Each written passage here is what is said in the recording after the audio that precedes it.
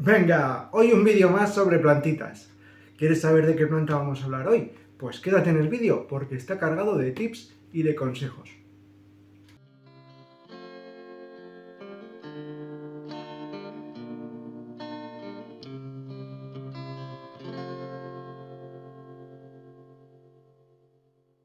¡Aupa! ¡Aupa! Yo soy Juanchu de Juancho Aquater. En el día de hoy vamos a hablar sobre otro miembro más de la familia de las aráceas.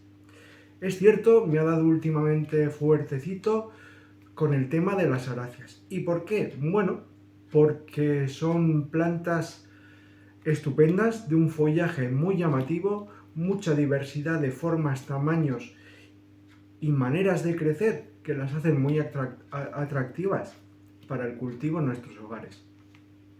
En el día de hoy vengo a hablaros un poquito sobre las alocasias. Quizá al hablar de alocasias os viene a la mente una planta que se llama Alocasia amazónica. Os dejo por aquí una fotito para que podáis distinguirla.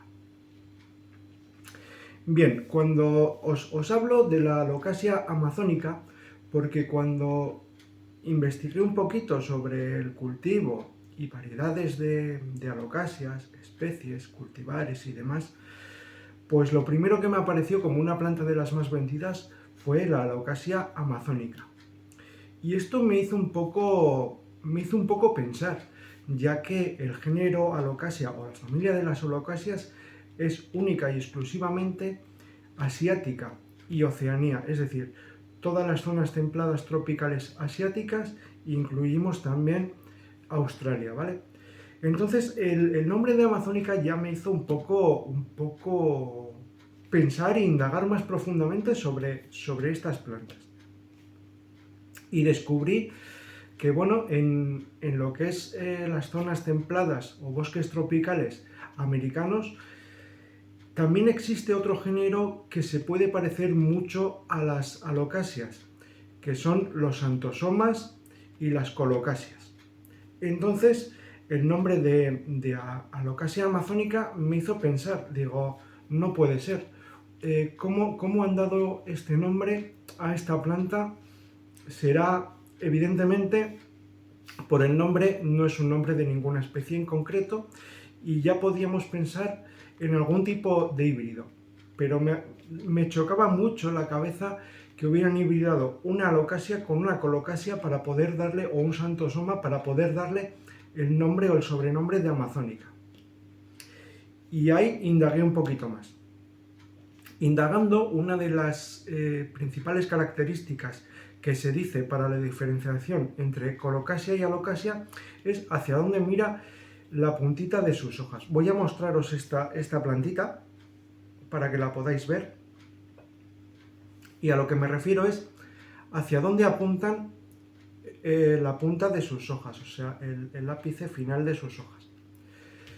Y en las alocasias se dice que miran hacia arriba y las colocasias mira hacia abajo. Pero fijaros aquí, una mira hacia arriba y otra mira hacia abajo. Bueno, esto se debe simplemente a la exposición a la luz. La luz le da de este lado y ha orientado una hoja ya madura, la ha orientado hacia la luz y la que ha salido la ha orientado también hacia la luz y tiene este aspecto colgante hacia abajo. Entonces, al ver esto, dije, jolines, igual esto no es una alocasia, sino una colocasia. Intenté indagar un poquito más. También deciros que la simple apariencia de una planta no es suficiente para nombrarla correctamente, o sea, darle su taxón correcto a la planta simplemente por su apariencia. Deberíamos coger para eso individuos, unos cuantos individuos, ver sus características comunes y después tomar una planta madura para poder darle su nombre correcto. Deberíamos analizar tanto su follaje, sus raíces y sobre todo la forma y características de la floración. Ahí sí que nos podríamos acercar más a distinguir bien una planta y darle su nombre correcto, ya que como esta planta es en estado juvenil, pues hombre, empieza a marcar un poco las características de su variedad, pero no es concluyente. Entonces, indagando un poco más, ya que vi un vídeo, y esto me enervó bastante, porque vi un vídeo de un compañero de YouTube con muchísimos seguidores, en el que afirmaba que si tiene la punta hacia abajo, estás delante de una colocasia y no de una alocasia. Y presentaba en ese vídeo la alocasia amazónica.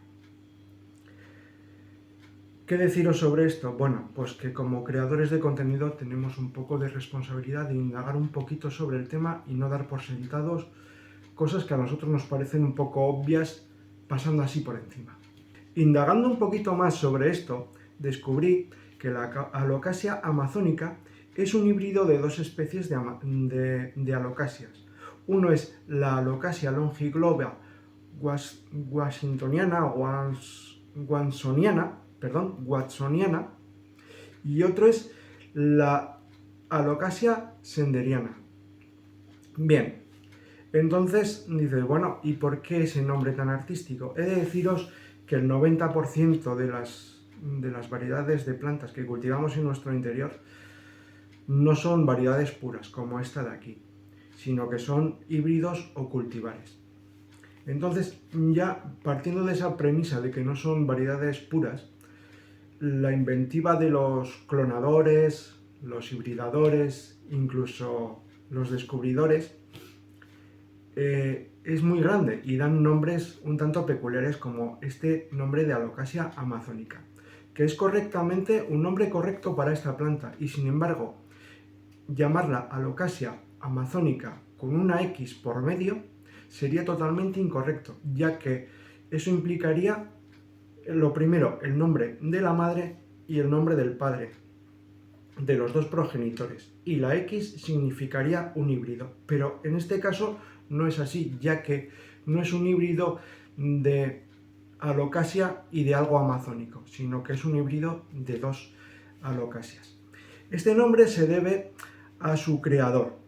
Este creador fue Salvatore Mauro sobre el año 1950 y le dio el nombre y registró esa variedad de híbrido en honor al vivero que él regentaba, que no es ni más ni menos que un vivero ya desaparecido que se llamaba Amazon Nursery, o sea, vivero del Amazonas. Entonces de ahí ese nombre peculiar.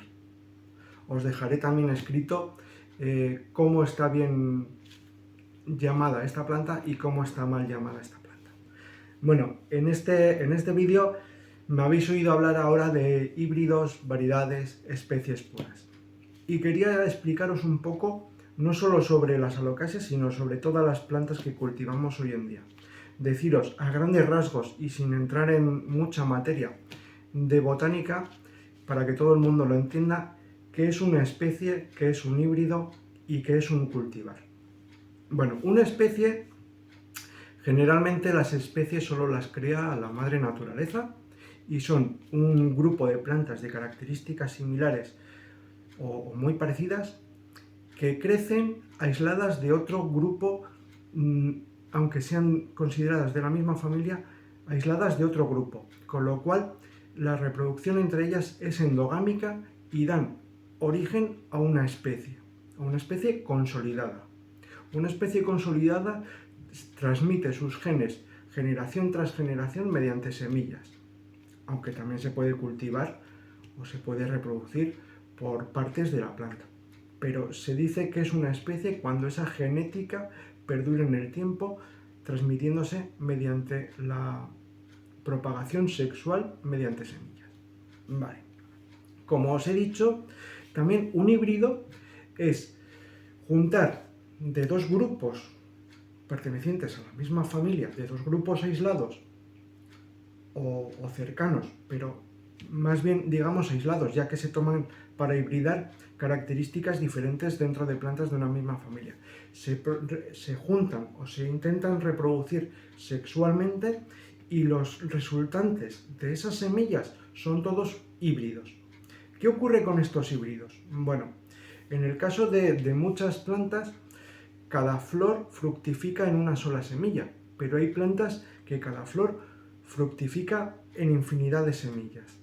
Esas semillas, cada una de ellas, es sensiblemente diferente tanto a la madre como al padre. Pueden tener características de la madre, pueden tener características del padre, una combinación de ambos o salir algo totalmente distinto. Bueno, eso es lo que significaría un híbrido. Una variedad, ¿qué es? Bueno, dentro de una misma planta, imaginemos esta, y yo tengo 1000 como esta, por ejemplo, una variedad sería una particularidad propia que tiene algún individuo dentro de esa familia. Por ejemplo, lo más conocido es, por ejemplo, cuando hablamos de alguna planta y le ponen el apelativo dark form, forma oscura. Esa pequeña variación se considera que es una variedad si ésta se transmite en el tiempo, también mediante propagación sexual o mediante esquejado. Es decir, dentro de las variedades podemos encontrar, pues lo más conocido suele ser la dark form, las formas oscuras, las formas albinas, los enanismos y gigantismos dentro de una especie de plantas. Esos serían, a grandes rasgos, una variedad. ¿Y un cultivar? ¿Qué es un cultivar? Bueno, un cultivar también es algo creado por el hombre. Las dos primeras son creadas por la naturaleza y se transmiten durante el tiempo. Y un cultivar es algo creado por el hombre. Es decir, cuando generamos una hibridación, voy a resumirlo a grandes rasgos, cuando se genera una hibridación y salen especies que no tienen nada que ver, o individuos que no tienen nada que ver con su padre o con su madre, sino que sale un híbrido totalmente distinto, ese híbrido se podría llamar un cultivar singular de esa hibridación. Esto también debe propagarse en el tiempo mediante esquejado, ya que los híbridos y los cultivares no suelen reproducirse con mucho éxito mediante la propagación sexual, es decir, son estériles. Creo que, bueno, para que tengáis una pequeña idea de lo que es cada cosa, puede ser útil. No es 100% así, porque tendría que coger los apuntes y leeros al pie de la letra cada cosa, pero bueno, a grandes rasgos, una variedad es una mutación espontánea dentro de la naturaleza, dándole unas características un tanto distintas a una especie de plantas. Un híbrido y un cultivar son generalmente provocadas por el hombre buscando potenciar características tanto de la madre como el padre.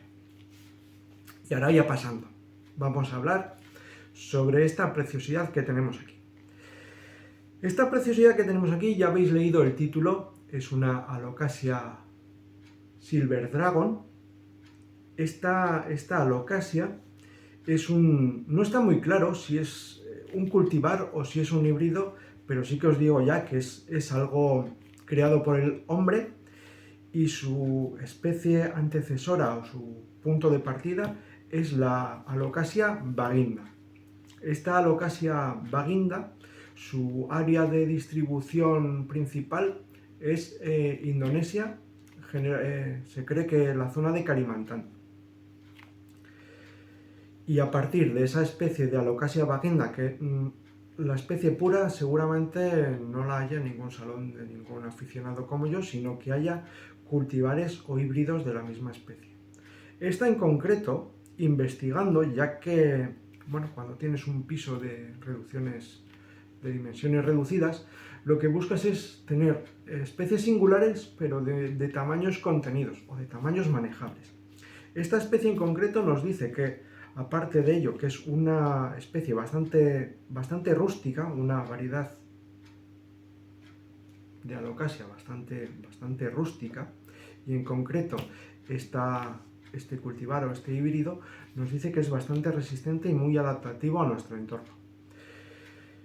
¿Por qué me he decidido yo a cultivar esta planta? Bueno, pues porque su atractivo máximo son, como veis, son las hojas.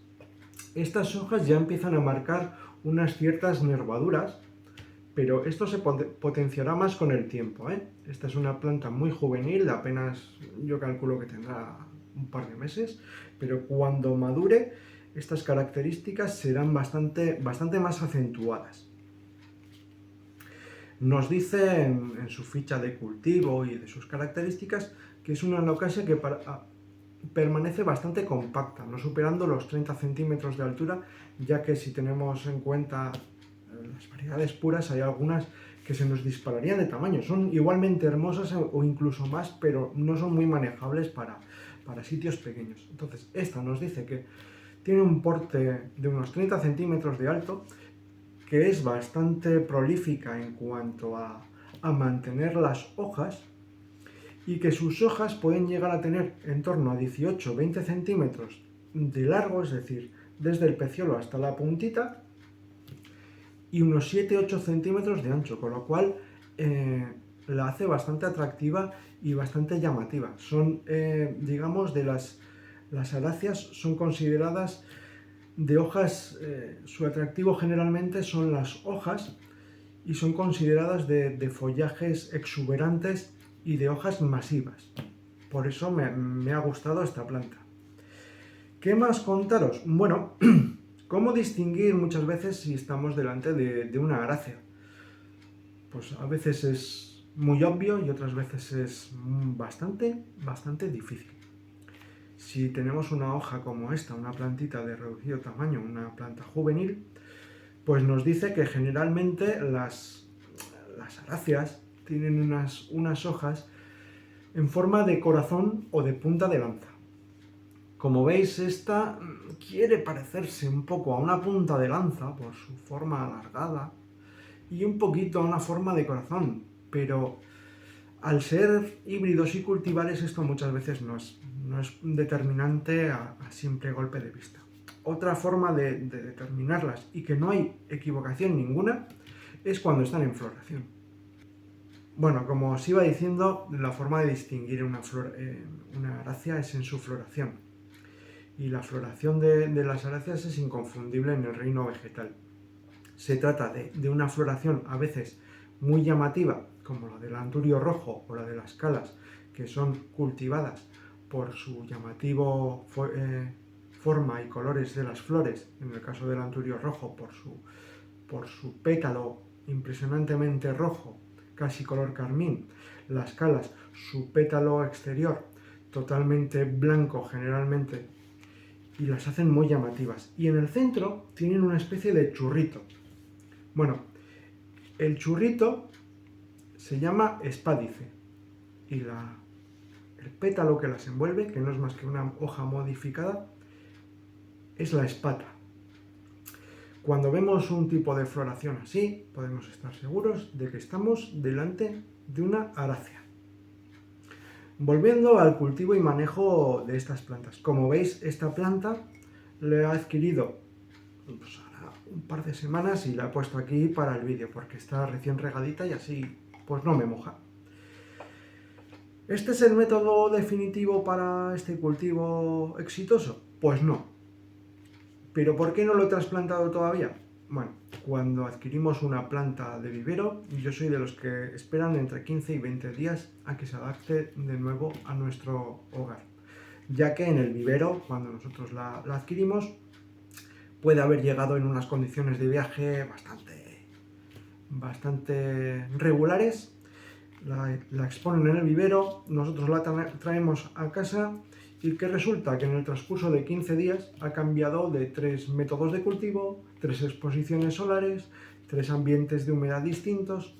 Y yo soy partidario de cuando compramos, no esta planta, sino cualquier otra, dejarla unos días en nuestro hogar para que se acostumbre un poquito. Y después de ello procederemos al trasplante o lo que tengamos que hacer. En este caso, esta planta la voy a trasplantar a una maceta de autorriego y voy a probar con sustrato mineral. Estas plantas gustan de un sustrato ligeramente húmedo sin encharcar y que sea siempre ligero, que no sea un sustrato que se apelmace. ¿Por qué? Bueno, estas plantas son unas plantas que ambientalmente se llaman plantas secundarias, es decir, crecen debajo de otras plantas compitiendo por la escasa luz. ¿Qué ocurre en esos terrenos? Normalmente el sustrato permanece generalmente húmedo sin encharcar, dado que está cubierto por una masa vegetal bastante abundante, y la exposición a la luz suele ser una luz brillante pero indirecta. En nuestro hogar vamos a proporcionarle vamos a intentar proporcionarle los mismos métodos de cultivo, es decir, un sustrato aireado, una exposición a la luz indirecta o bajo una luz de cultivo. A estas plantas les gusta muchísimo la luz brillante, pero que sea indirecta. No van a tolerar en absoluto la luz directa del sol. Si la ponemos junto a una ventana, pues tendremos que protegerla de esos rayos de luz, poniendo otras plantas delante que sí que lo soporten, o incluso una cortinita que nos tamice un poco esa luz y que nunca dé la luz por completo. Son amantes también de una humedad ambiental bastante alta, así que su lugar ideal sería, pues, entre otras plantas, en unos jardines acristalados, en unas vitrinas acristaladas, o proporcionarles también un humidificador cerca de ellas. Yo donde la voy a colocar es justamente al lado del acuario, así que de luz va a estar bastante bien y la humedad la va a tener casi por sí sola con la evaporación de agua del acuario. Vamos a probar a ver qué tal esa localización. ¿Qué puede ocurrir cuando traemos una alocasia a nuestra casa? Esta no ha sido el caso, ya que me ha dado en mi casa estas dos hojas en un lapso de tiempo bastante corto. Creo que su crecimiento es algo más lento, pero en cuestión de 15 días me ha dado estas dos hojitas. A partir de aquí creo que su crecimiento será bastante más pausado y, bueno, ¿qué debemos de tener en cuenta? Estas plantas, ¿cómo se reproducen? Bueno, pues estas plantas se reproducen ellas solas. Generalmente en la base de las raíces generan unas pequeñas cebolletas llamadas bulbos. Unos bulbos parecidos a cebolletas llamadas cormos. Esos cormos son una parte de reserva de nutrientes para la planta madre, pero también dan paso a la generación siguiente, es decir, son capaces de generar una planta nueva. Cuando veamos brotar una plantita al lado, sabemos que nos vendrá generalmente de la brotación exitosa de un cormo, o también, si hacemos un trasplante y vemos un cormo lo suficientemente maduro, podemos retirarlo y cultivarlo nosotros mismos como una planta individual en un soporte húmedo, por ejemplo el musgo esfago. Ahí sería precisamente un método de cultivo bastante efectivo. Dicho esto, regaremos nuestra planta con bastante regularidad, pero nunca le proporcionaremos encharcamiento. Es decir, cuando reguemos nuestra planta lo haremos de forma abundante, pero dejaremos que escurra el exceso de agua. Si nos viene en un sustrato como fibra de coco o turba negra, aquí podemos tener un pequeño problema de encharcamiento, así que deberíamos vigilar de no tenerla en un recipiente como este, sino que esté aireado para que el exceso de humedad salga por los agujeros de drenaje y tenga una respiración pasiva lo que es el sustrato, es decir, no taponar esta parte de abajo para que el aire pues, circule un poco y no se evapore.